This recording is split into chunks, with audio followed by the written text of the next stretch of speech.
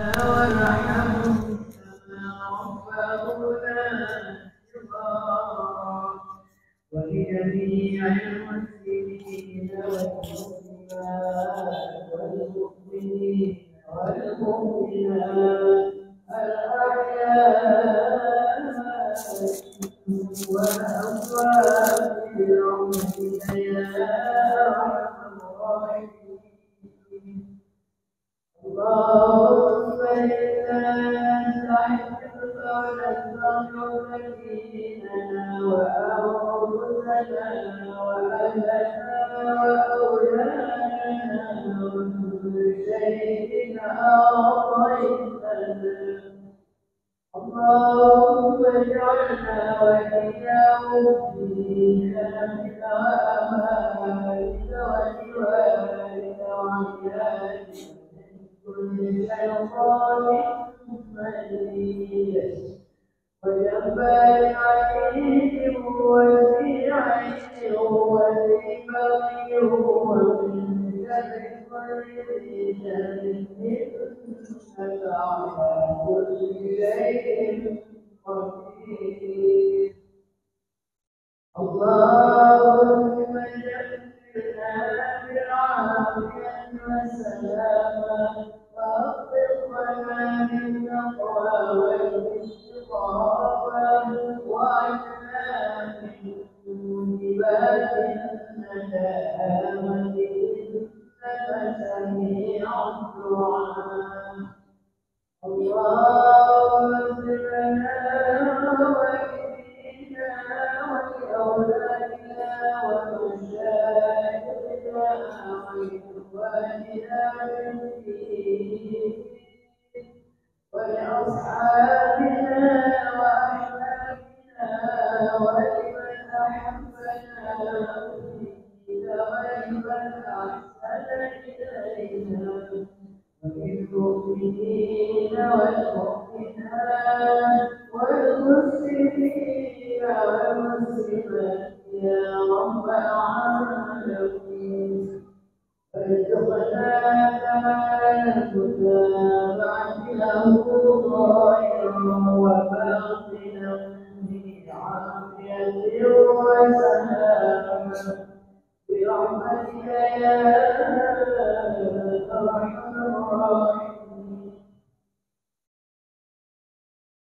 الحمد لله الذي كرمنا بشهر رمضان الذي أنزلت فيه الملائكة والروح الكرام. والصلاة والسلام على سيدنا محمد وعلى آله وصحبه الكرام. اللهم إنا نسألك العزة والأمان عند قضاء رمضان وتبنى على قضاء رمضان وأصلح جميع أحوالنا وأخلاقنا وأعمالنا في صيام رمضان وارزقنا رزقا واسعا ببركة صيام رمضان. اللهم طهر أعمالنا ببركة رمضان وحسن أخلاقنا بجاه رمضان واجعل صيامنا لا بعد جميع الصيام الذي صام نبينا محمد صلى الله عليه وسلم يا نجاة السائلين يا أرحم الراحمين. بارك الله لنا في شهر رمضان بارك الله لنا في شهر رمضان بارك الله لنا في شهر رمضان. وصلى الله على سيدنا محمد وعلى آله وصحبه أجمعين والحمد لله رب العالمين. آمين يا رب العالمين. تقبل الله منكم.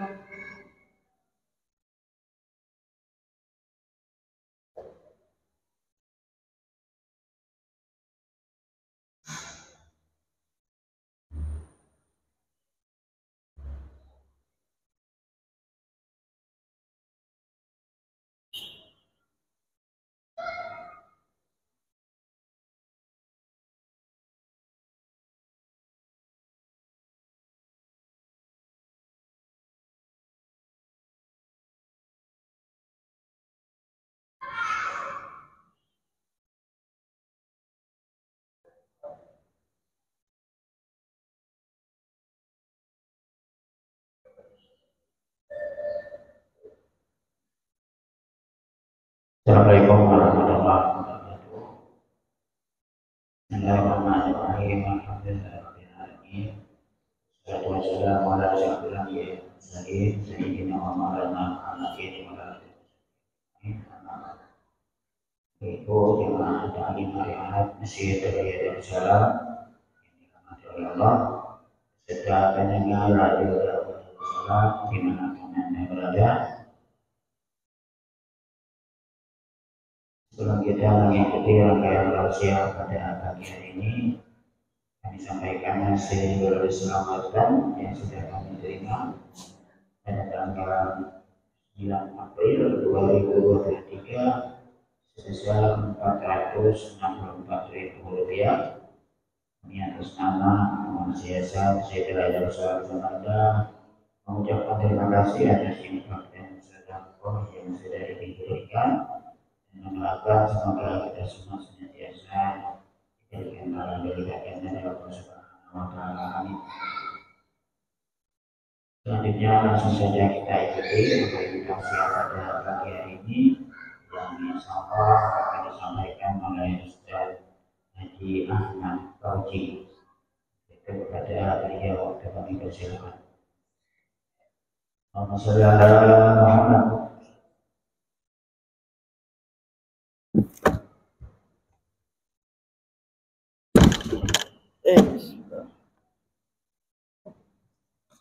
Bismillah.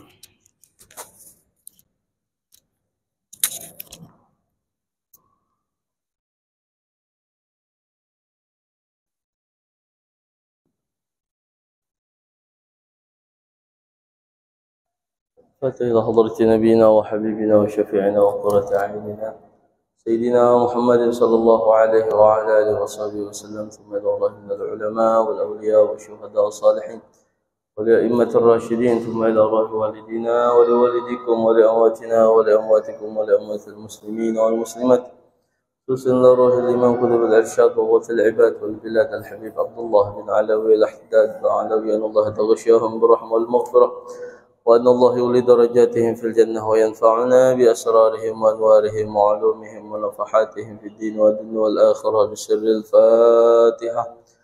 أعوذ بالله من الشيطان الرجيم. بسم الله الرحمن الرحيم. الحمد لله رب العالمين، مالك يوم الدين، إياك نعبد وإياك نستعين، اهدنا الصراط المستقيم عليهم ولا الضالين. السلام عليكم ورحمة الله وبركاته.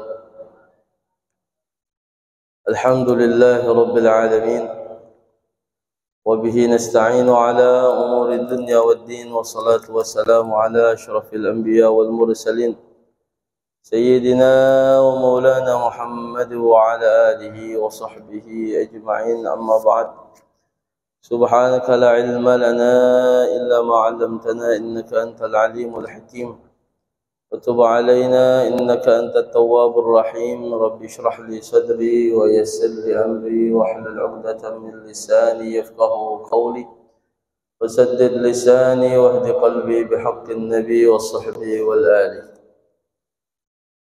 Jamaah ibu-ibu yang dirahmati oleh Allah Subhanahu wa Ta'ala, alhamdulillah kita senantiasa bersyukur kepada Allah Subhanahu wa Ta'ala atas segala nikmat, rahmat, taufik, hidayah, inayah dari Allah Subhanahu wa Ta'ala.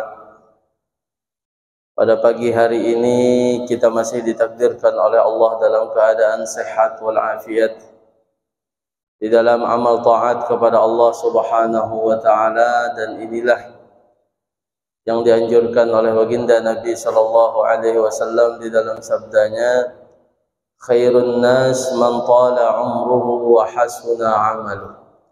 Kata Nabi, sepaling baiknya manusia adalah orang yang panjang umurnya dan baik amal pekerjaannya. Alhamdulillah, kita pada pagi hari ini masih dalam keadaan sehat walafiat, di dalam amal taat kepada Allah. Mudah-mudahan ini sebuah takdir pertanda dari Allah bahwa Allah menginginkan kepada kita menjadi orang-orang yang beruntung dunia baik akhirat nantinya insyaallah. Amin ya rabbal alamin. Kalau kita lihat berapa banyak orang yang di luar sana sehat, fisiknya bagus, badannya kuat, tapi untuk hadir seperti pian pada pagi hari ini berat. Banyak ujiannya, matalah mengantuk, macam-macam. Ini itu sinetron talewat ini kada tahu lagi kisahnya.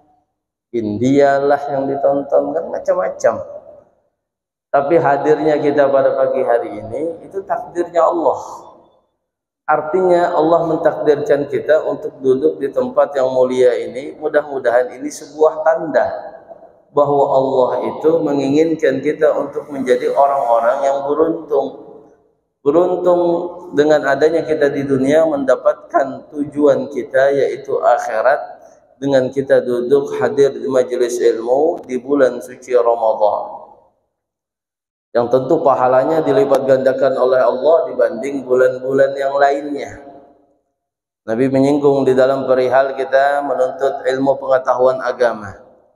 Kata Nabi SAW, huduru majlisi ilmin, hadirnya kita majelis ilmu itu lebih afdal dari kita salat 1000 rakaat. Di rumah pian baca Quran kada bakalan khatam sejam. Di rumah pian salat 20 rakaat sejam kada mungkin. Hanyar 2 rakaat memusut, pulang kelintuhut, uyuhan sudah. 2 lagi duha, uyuh sudah. Dapat 8, isuk gin pulang. Nah itulah.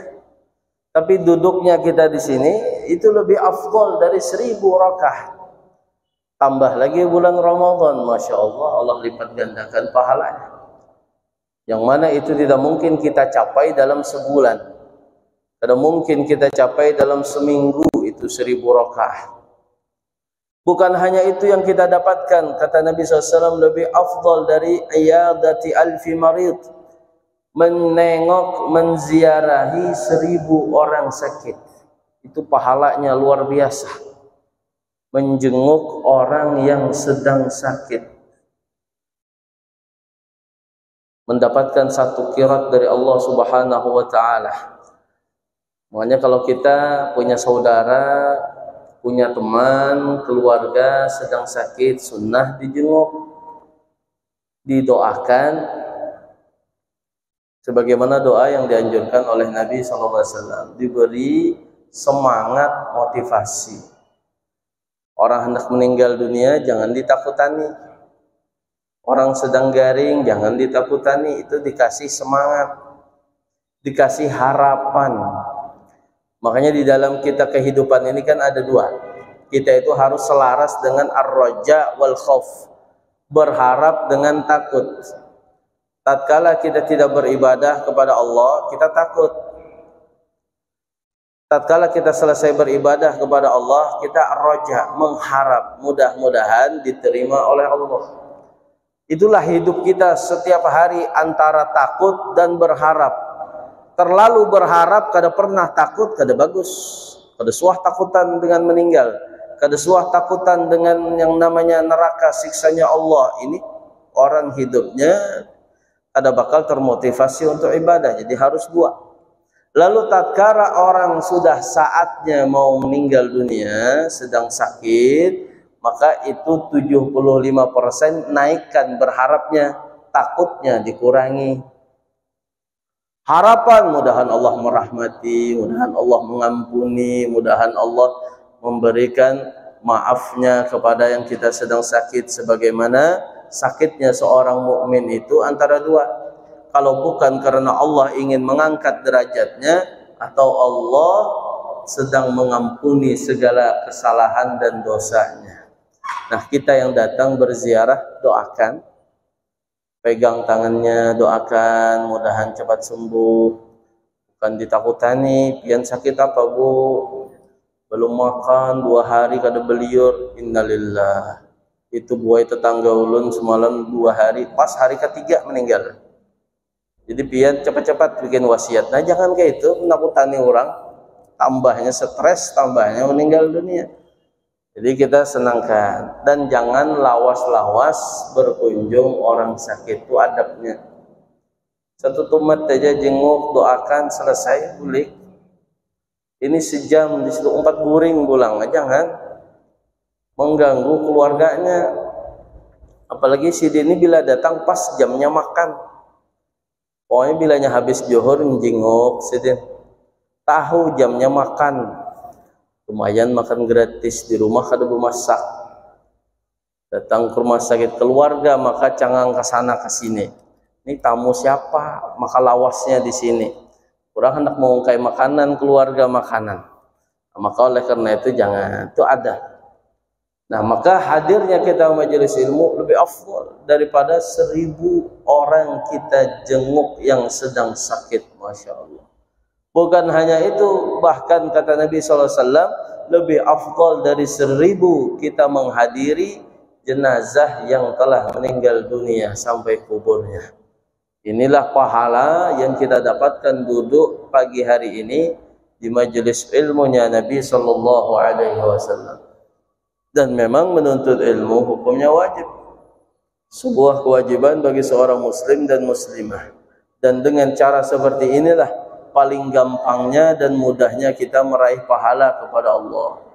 Kalau kita beribadah sendiri capek bu, sholat kita capek, ngaji capek, tapi duduk di majelis ilmu rame-rame, duduk dengarkan, pahalanya masya Allah luar biasa besarnya dari Allah Subhanahu Wa Taala.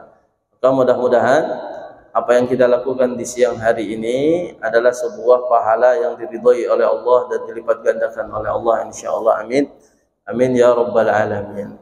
Jamaah ibu-ibu yang dirahmati oleh Allah Subhanahu wa taala, Al-Imam Al-Habib Abdullah Al-Haddad menjabarkan di dalam kitabnya Nasaikhud Diniyah tentang perihal bagaimana keadaan Nabi SAW di penghujung bulan suci Ramadan.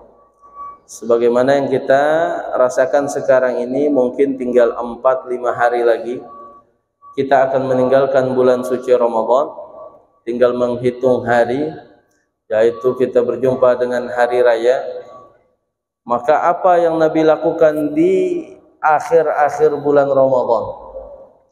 Sebagaimana Sayyidah Aisyah meriwayatkan di dalam hadisnya, kata beliau, kana Nabi sallallahu alaihi wasallam idza dakhala al-'ashr, apabila telah masuk 10 yang terakhir, syadda mi'zarah, Nabi mengencangkan kainnya, Nabi sing-sing lengan bajunya, sebagai isyarah menandakan bagaimana kualitas ibadah Nabi semakin meningkat.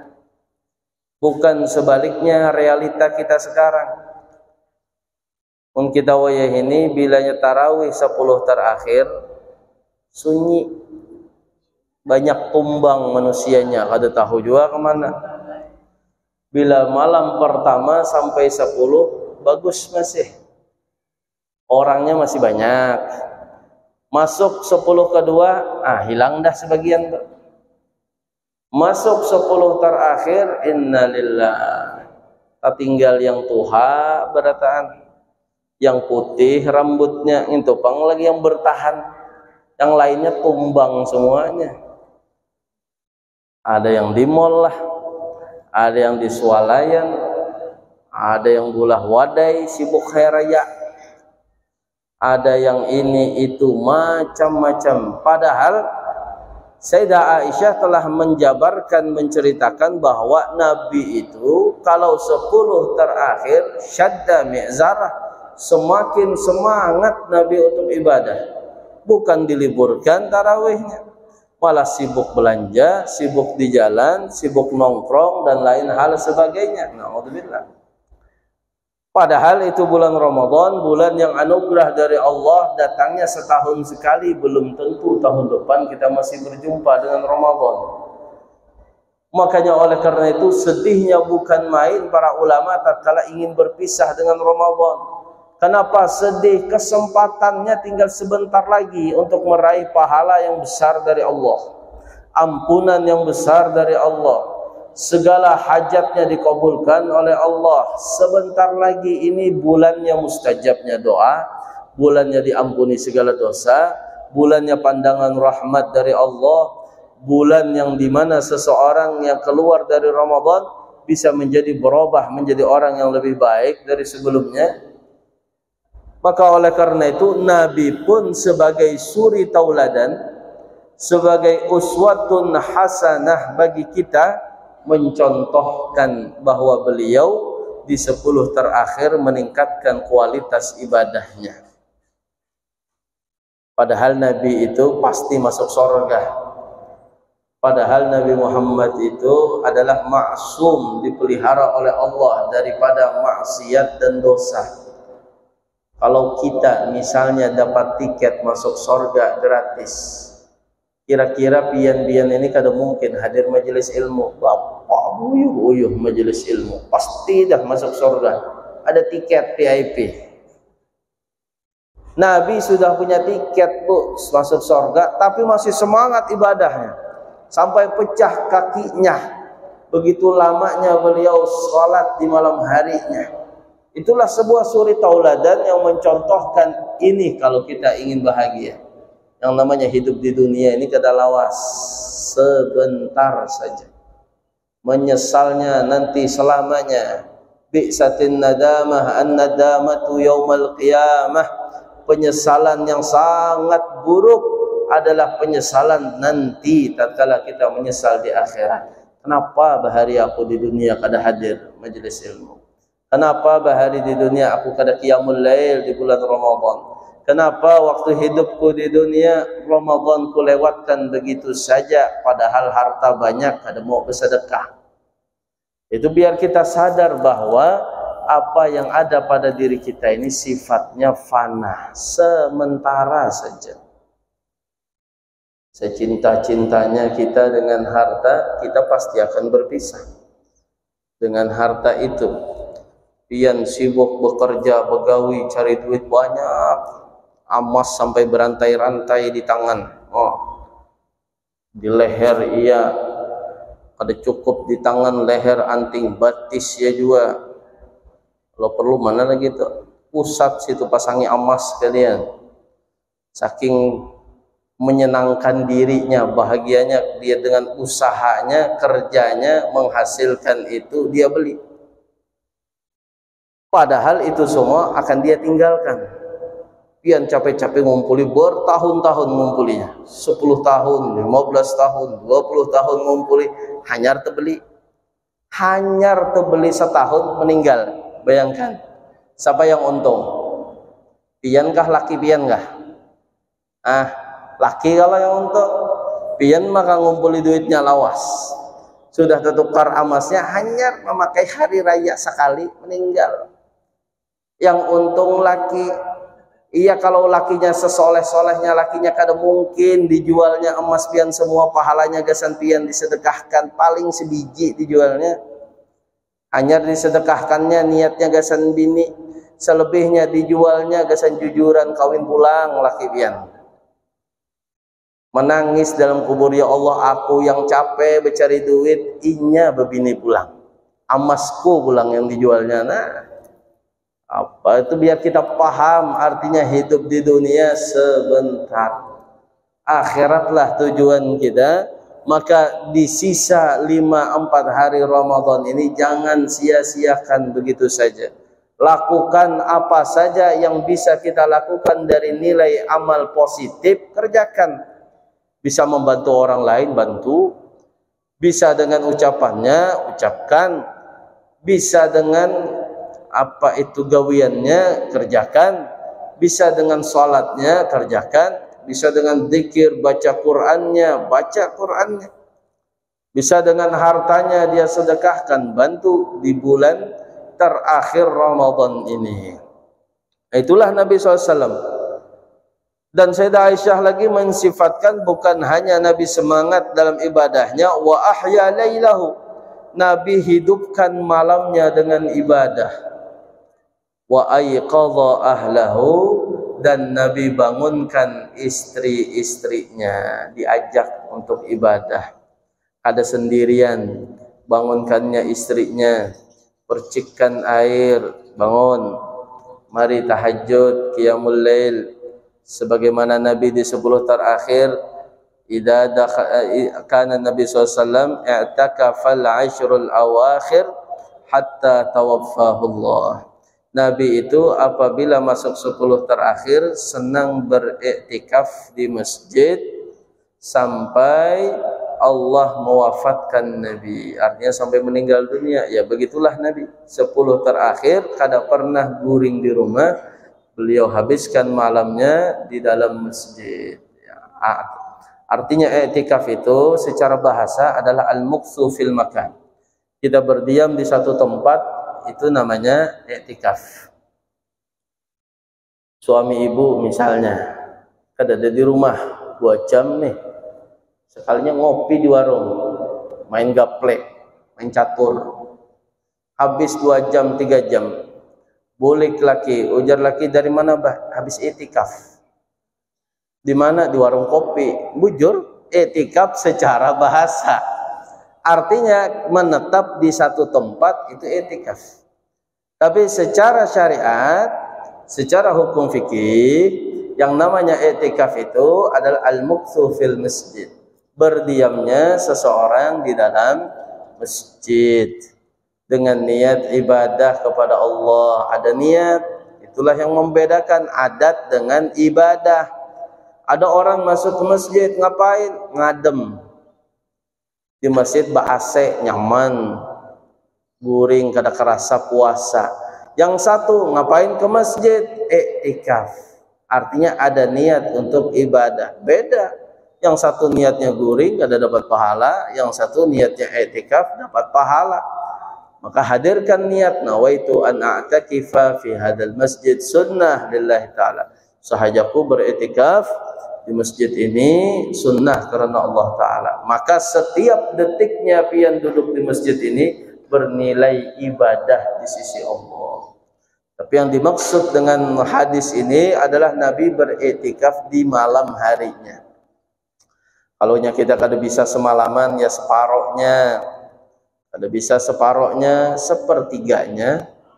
Ada yang tahajud qiyamul lail dari jam 1, ada yang dari jam 2, ada yang dari jam 3. Minimal kita mencontoh Nabi Muhammad iktikaf. Rasakan berat Ustaz, begitulah taat. Kita harus sabar melaksanakannya untuk melatih hawa nafsu. Makanya makannya di bulan puasa jangan terlalu banyak. Itulah tujuannya puasa, la'allakum tattaqun, supaya engkau bertakwa. Kenapa dengan puasa supaya bertakwa? Karena dengan puasa kita bisa melatih hawa nafsu. Yang harusnya nafsu itu ingin makan, minum, melampiaskan syahwat, kita tahan karena puasa. Di malam harinya jangan dibalas makannya. Ini pindah jam makan aja sih, Din. Jam makan sarapan pagi jam 4 subuh, jam makan siang ke maghrib langsung 2 piring lawan makan malamnya. Itu sama lain puasa namanya.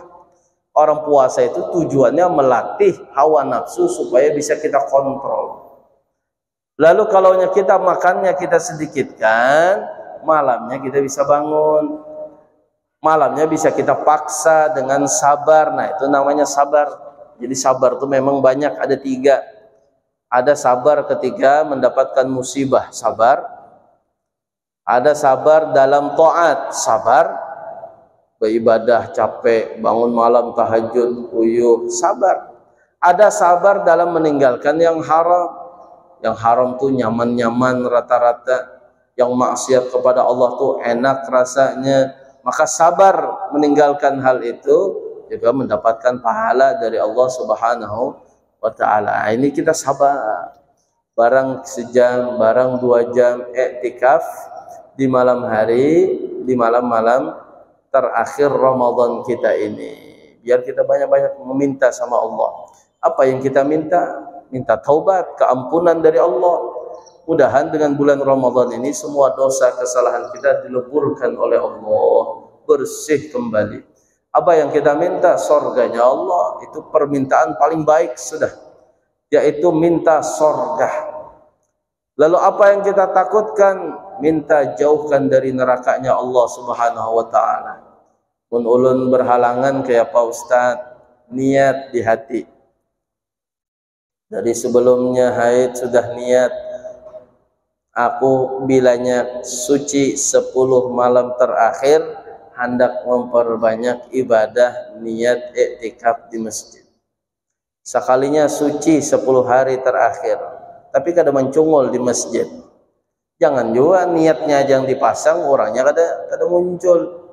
Sesuaikan niat dengan apa yang ingin kita lakukan. Nah, itu lebih bagus lagi. Tapi niat saja sudah bagus, niat.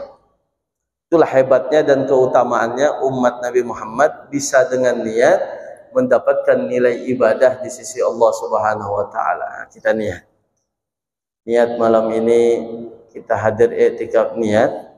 Ada uzur, kada ada uzur, masalah lain. Yang penting kita sudah niat terdahulu untuk menghadirinya. Malam ini malam 26. Ada yang mengatakan kalau hitungan Imam Ghazali hari Kamis puasa malam 25 Lailatul Qadar. Walhasil kita setiap malamnya isi dengan ibadah. Harapannya mudah-mudahan di antara malam yang kita ibadah kepada Allah itu kita bertepatan dengan turunnya Lailatul Qadar insyaallah. Amin ya rabbal alamin. Mendapatkan pahala khairun min alfi syahr, 83 tahun atau 1000 bulan. Jadi mendapatkan Lailatul Qadar itu bukan kita melihat Lailatul Qadar, enggak, Bu. Jika melihat ke Lailatul Qadar kada fujar. Melihat burung benar, bintang, bulan malam tadi.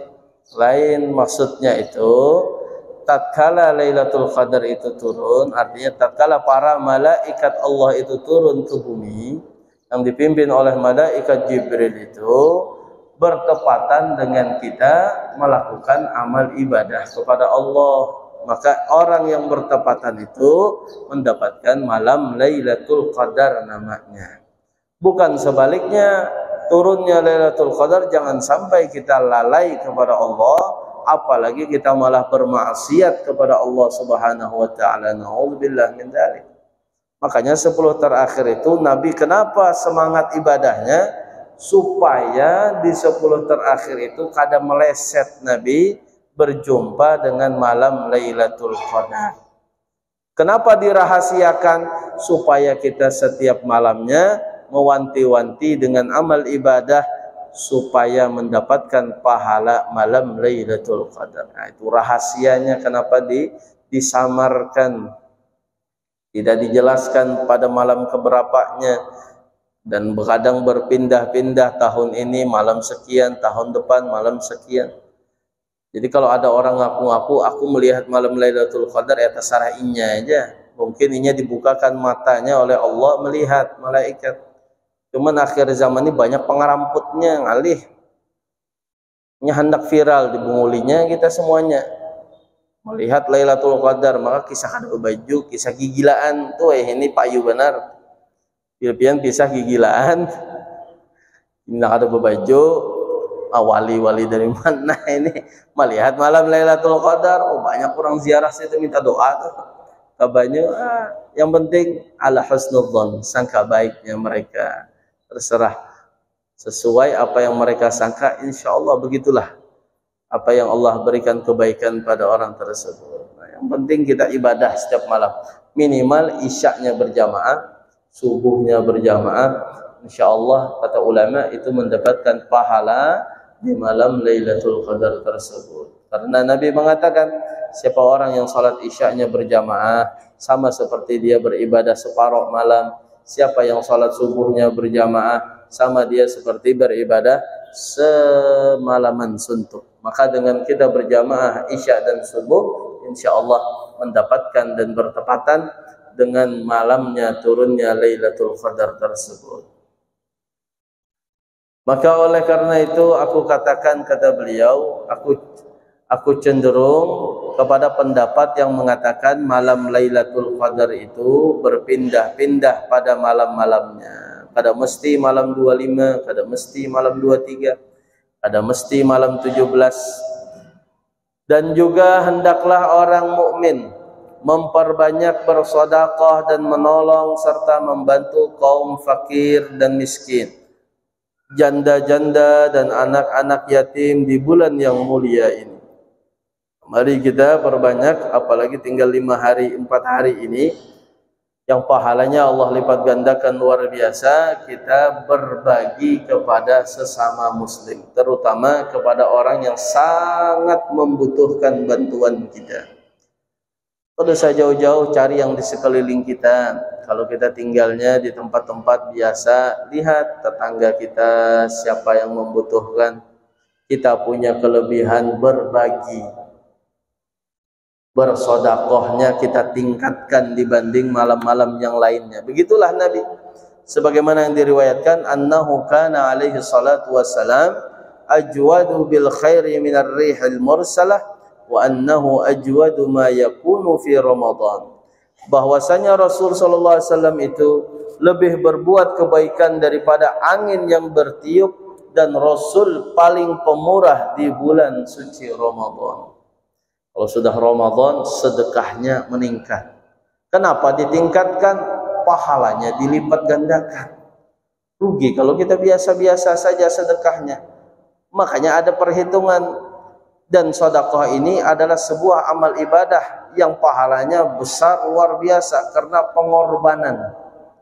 Mengorbankan sesuatu yang kita cintai. Manusia ini rata-rata semuanya cinta duit, cinta harta. Mengorbankan itu berat rasanya. Kalau disuruh ibadah 10 rakaat, hakun 10 rakaat pada keluar duit 10.000. Karena duit ini, Masya Allah, itulah kita cintanya dengan dunia. Makanya mengorbankan sesuatu yang kita cintai itu luar biasa pahalanya dari Allah. Makanya Nabi mengatakan, tidaklah seseorang itu bersedekah, kecuali dia telah melewati 90 bentengnya syaitan. Sekali dia bisa bersedekah itu keluar, dia sudah menembus 90 bentengnya syaitan. Dari rumah niat sedekah, hendak ke masjid, itu di jalan aja banyak sudah pikirannya. Padahal tadi di kantong sudah 50.000. Melihat ini, melihat itu, tukar itu aja 40 gin bersedekah. Nah, berkurang pulang. Melihat lagi jualan berapa, Bu? 30 gin bersedekah. Hendak nukarin ini, duitnya membawa 50 aja.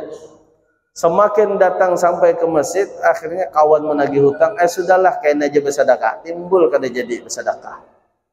Itulah bentengnya syaitan 90 yang kita tembus untuk sedekah. Makanya sering ada cerita yang diriwayatkan di dalam kitab, seseorang hadir di majelis yang ulama. Tatkala dia hadir di majelis ulama tersebut, ulama itu membahas tentang kelebihan sedekah, keutamaan sedekah. Di antaranya adalah memanjangkan umur. Di antaranya sedekah adalah memperluas rezekinya. Akhirnya dia termotivasi oleh ulama tersebut, ingin pulang ke rumah, izin guru, saya pulang dulu. Ngapain? Ngambil duit, mau sedekah. Sampai di rumahnya, dia buka lemari, ambil berangkas di tasnya. Bininya melihat, buai, hendak kemana pian bah? Bawa duit banyak, hendak bersedekah. Wah, banyaknya. Kau gasan ini, kau nukar itu, jangan banyak-banyak bersedekah. Ujung-ujungnya akhirnya kada jadi bersedekah suaminya. Balik lagi ke majelis, ketemu sama ulamanya tadi. Akhirnya ulamanya bertanya, mana katanya engkau pulang mau ngambil duit ingin bersedekah? Benar apa yang engkau sampaikan wahai guru. Setiap kita bersedekah itu menembus bentengnya setan 90. Ulun baru satu benteng di rumah saja setannya kada mampu ulun taklukkan. Apalagi 89 setan lainnya yang di luar. Hanya di rumah aja kada kok keluar sudah. Mengeluarkan duit tadi itu. Nah, itulah beratnya. Makanya tatkala kita bersedekah, terlebih di akhir Ramadan, tapi kita bersedekah itu adalah sesuatu yang lebih dari harta kita. Itu yang dianjurkannya dalam Al-Quran, min fadlih, dari kelebihan harta kita. Bukan berarti tatkala kita mendengarkan fadilah sedekah, habis harta di rumah sedekahkan. Ada pintar ngarannya. Mbah mendengar guru berceramah sedekah, semua ATM dikeluarkan, disedekahkannya. Bini akhirnya mengamuk di rumah. Panci apa tibai bini akhirnya. Kepintaran laki mendengar ceramah sedekah, habis harta disedekahkan. Salah juga. Tapi kalau memang keluarganya mau menerima seperti itu, silahkan. Min babil ihsan, itu termasuk dari bab yang mana dia berbuat kebaikan. Sebagaimana sahabat Sayyidina Abu Bakar, tatkala Nabi tanya, apa yang kau tinggalkan kepada keluargamu? Engkau dan Allah dan Rasulnya. Habis harta disedekahkan Abu Bakar untuk agama. Bolehkah kita meniru Sayyidina Abu Bakar? Boleh. Kalaunya pian ini sama seperti bininya Sayyidina Abu Bakar. Munyaweh ini kada mungkin sama. Sedekahkan habis harta, yang ada bini ma'amuk di rumah. Makan apa kita abahnya, pian kepintaran. Nah itulah. Pengen seperti Sayyidina Umar, boleh separuh hartanya sedekah. Tapi keluarganya menerima apa enggak? Maka yang mana yang bagus cara bersedekah? Harta yang lebih. Apa harta yang lebih itu? Kebutuhan kita setiap hari terpenuhi. Untuk istri terpenuhi. Supaya kada bumamain apa? Dapurnya penuh. Ini para kheraya, baju sudah, kerudung sudah misalnya. Anak kebutuhan semua sudah. Masih ada lebih. Nah itu yang disedekahkan yang lebih. Ada tabungan, ada. Siapa tahu kita yang namanya manusia, kita pasti akan sakit dan butuh berobat butuh biaya, sudah dipersiapkan. Lebihnya, nah itulah yang kita sedekahkan. Nah itu yang dianjurkan min fadlih, dari kelebihan harta kita sedekahkan. Bahkan ini fadilahnya luar biasa. Sedekah itu sangat mujarab untuk menyembuhkan penyakit. Kata Nabi SAW, hassinu amwalakum bizzakah. Bentengi harta kalian, jaga harta kalian itu dengan mengeluarkan zakatnya. Jadi kalau kita ingin harta kita dipelihara oleh Allah, keluarkan zakatnya. Itu zakat itu harta kotor dari harta kita.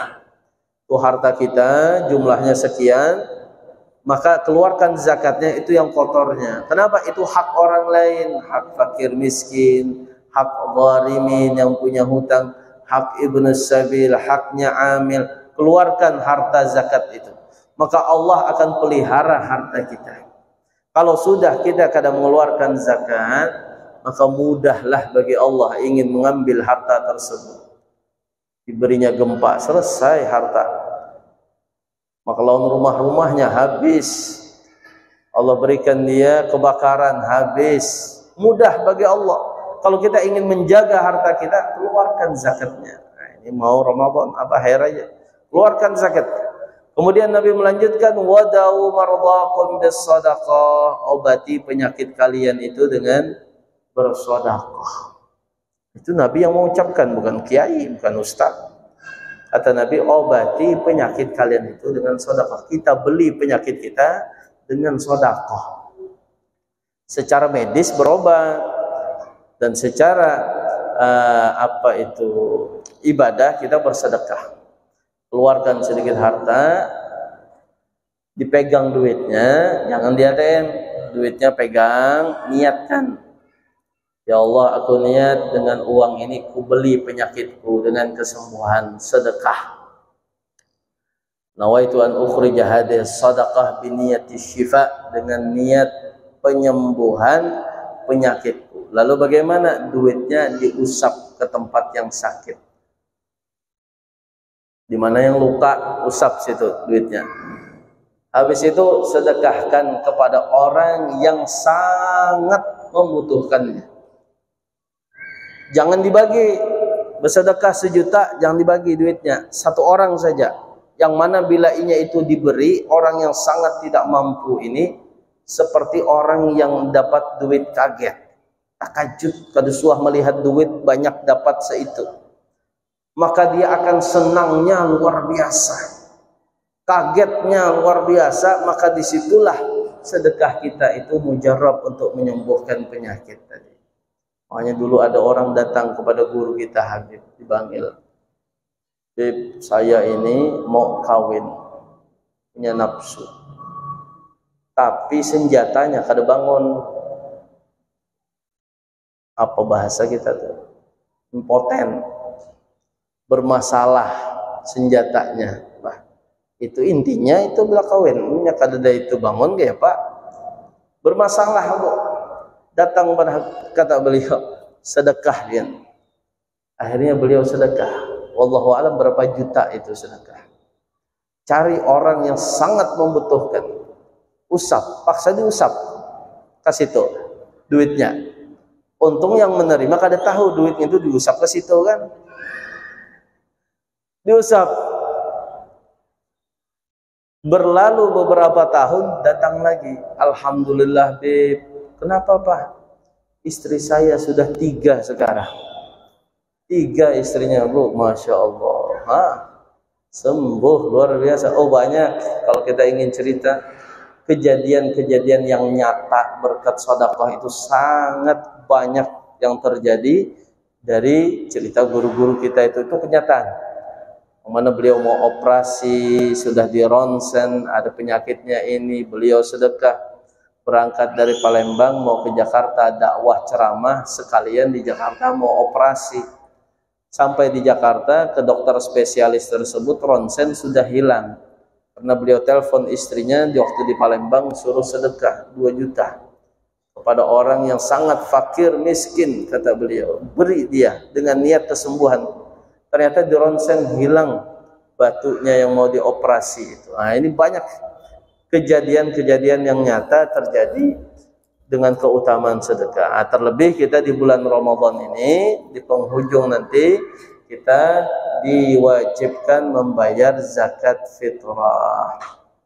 Zakat makanan pokok bayar. Yang mana dia berjumpa bulan Ramadan, berjumpa malam hari raya, wajib bayar zakat fitrah. Walaupun sebentar. Misalnya bayi lahir pas hendak berbuka puasa hari ke-30 Ramadan. Pas lahir 5 menit lagi berbuka puasa. Pas lahir akhirnya hidup sampai malam hari raya berbuka puasa, maka bayi tersebut wajib dikeluarkan zakat fitrahnya. Siapa yang wajib? Ya, orang tuanya yang menanggung. Berapa berasnya? 2,7,5 yang amannya. 2,5 ya silahkan sebagian masjid. Kalau hendak aman 2,7,5. Hendak 3 kilo aman lagi. Hendak sekarung tasarah aja sekarung kasih itu. Nah, ingat yang wajib 2,7 zakat fitrah. Kenapa tujuannya ada zakat fitrah?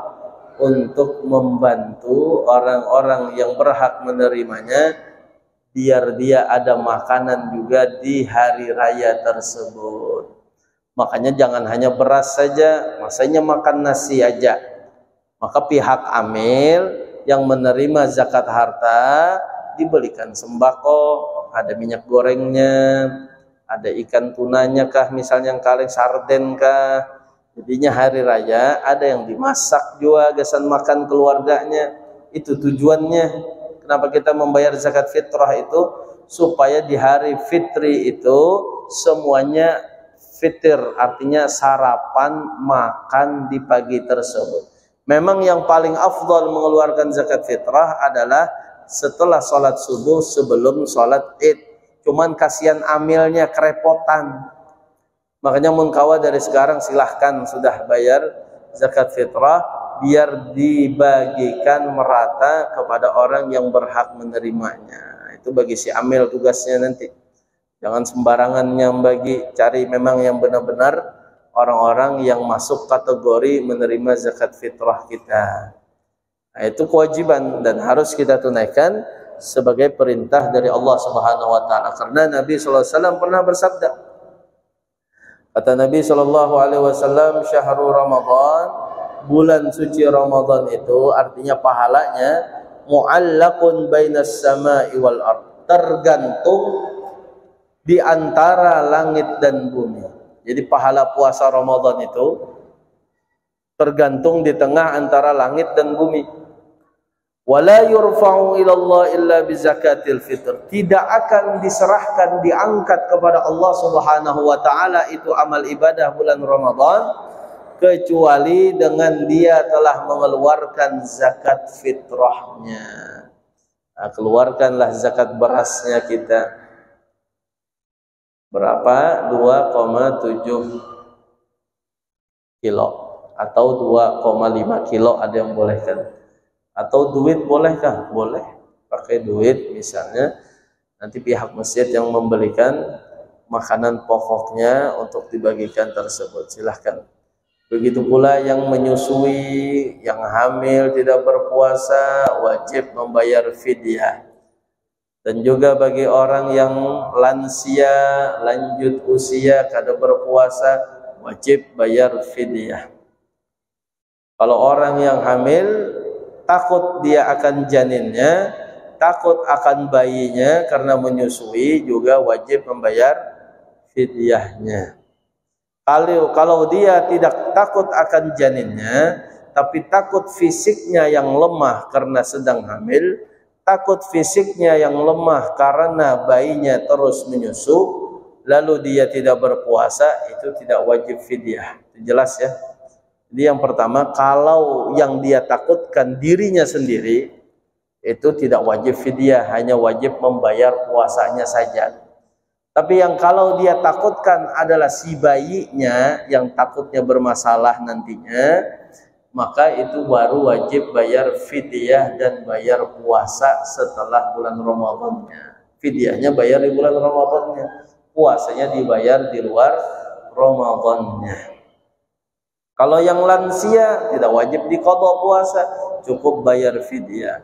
Boleh setiap hari kada puasa bayar 1 mud untuk orang miskin, atau langsung 30 mud pas untuk 1 bulan penuh bulan Ramadan, boleh. Nah, jadi itu terserah di dalam membayarkan fidyah bagi orang yang hamil atau menyusui ataupun yang sudah lansia tidak mampu untuk melaksanakan ibadah puasa. Walhasil ditinggal 4 hari ini, mari kita tingkatkan amal ibadah kita. Apa yang bisa kita lakukan, lakukan dengan anggota tubuh kita, dengan harta kita, bisa membantu orang lain, bantu apapun itu yang bisa bernilaikan ibadah, maka kita tingkatkan di 4 hari, 5 hari terakhir dari bulan suci Ramadan ini. Kemudian setelah kita keluar dari bulan Ramadan, berjumpa dengan malam hari raya sebagaimana dikatakan oleh Nabi, idza kana akhiru lailatin min Ramadana ghafarallahu lahum jami'ah. Apabila telah tiba malam terakhir bulan Ramadan, munculnya tanggal 1 bulan Syawal, maka Allah mengampuni segala dosa mereka. Sahabat bertanya kepada Nabi, wahai Rasul, apakah yang engkau maksud itu malam Lailatul Qadar? Maka Nabi menjawab, tidakkah engkau mengetahui seorang yang bekerja itu akan diberi upah setelah selesai pekerjaannya, begitu pula pahala bagi orang yang berpuasa 1 bulan penuh, Allah beri upahnya, yaitu keampunan dari Allah Subhanahu wa taala. Maka diampuni segala dosanya tatkala di malam Idul Fitri tersebut. Beruntung orang-orang yang telah menjalankan di bulan Ramadan 1 bulan itu dengan nilai-nilai ibadah kepada Allah. Maka apa yang dilakukan setelah bulan Ramadan? Hendaknya kita tetap istiqamah. Apa yang kita lakukan di bulan Ramadan dari sunnah rawatib setelah Ramadan jangan ditinggalkan. Apa yang kita baca dari Al-Quran di bulan Ramadan, di luar Ramadan kita biasakan juga baca setiap harinya. Kita ini kalau sudah Ramadan, Masya Allah, jadwal waktu sholat hafal semua. Apalagi maghrib, lain kaum aja hafal semua weh ini. Bila ditanya jam berapa maghrib, 18:sekian, tahu semuanya. Tapi munnya sudah di luar Ramadan, kan ingat lagi jadwal waktu maghrib. Nah, itulah harusnya kita tetap istiqomah. Al-Qur'annya tetap istiqomah. Dan sangat disunnahkan sebagaimana biasa Nabi SAW puasa 6 di bulan Syawal. Kata Nabi SAW, "Man shama Ramadhana thumma atba'ahu 6 min Syawal faka'annama shamat dahar kullah." Kata Nabi SAW, barang siapa yang berpuasa di bulan Ramadan, kemudian dia menambah dengan 6 hari di bulan Syawal, maka seakan-akan dia berpuasa sepanjang tahun, seperti 1 tahun. Nah, rugi kalau kita tinggalkan cuma 6 hari saja. Apalagi kita punya hutang di bulan Ramadan, sekalian bayar di bulan Syawal. Bayar hutang Ramadan, puasa sunnah Syawal, plus misalnya hari Senin, 3 pahalanya yang kita dapatkan. Biasanya kalau Nabi itu melakukannya setelah hari raya langsung start 6 hari. Dan begitulah yang dilakukan oleh orang-orang di Yaman sana pun sama. Hari raya hari ini pesta, makan ini itu, isuk persis kayak Ramadan lagi. Malamnya ibadah, paginya umbang semua. Nanti hari ke-7 hanyar hari raya lagi. Setelah puasa ke-6 selesai. Cuman mun kita hendak itu, aduh Ustaz, jadwal makanan itu sudah penuh.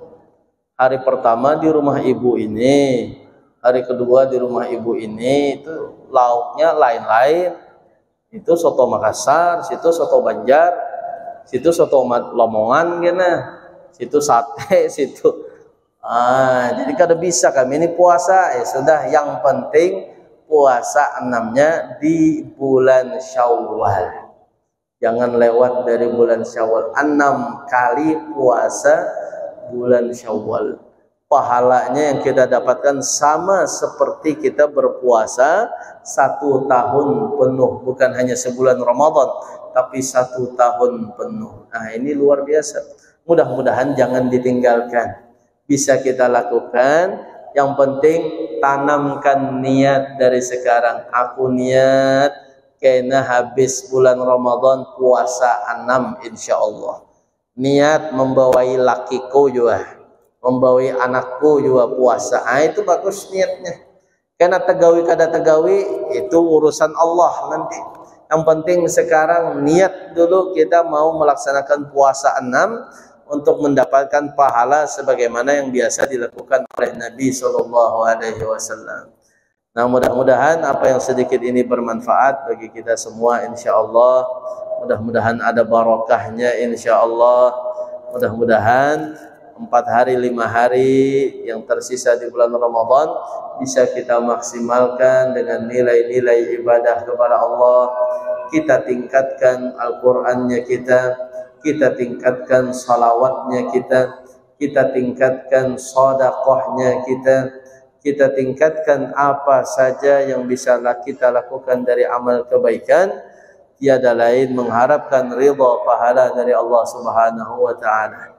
Mudah-mudahan keluarnya di bulan Ramadan ini segala dosa-dosa pian kita seberataan Allah ampuni dosa-dosa kita insyaallah, dan mudah-mudahan keluarnya bulan Ramadan ini segala hajat-hajat pian dikabulkan oleh Allah Subhanahu wa taala, baik hajat dunia maupun hajat akhirat.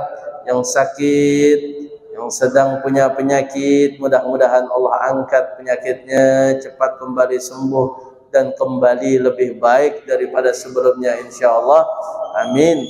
Amin ya rabbal alamin. Mungkin ini yang dapat saya sampaikan. Salah khilafnya mohon maaf. Subhanakallahumma wa bihamdika asyhadu an la ilaha illa anta astaghfiruka wa natubu ilaik. وصلى الله على سيدنا ومولانا محمد وعلى آله وصحبه وسلم والحمد لله رب العالمين.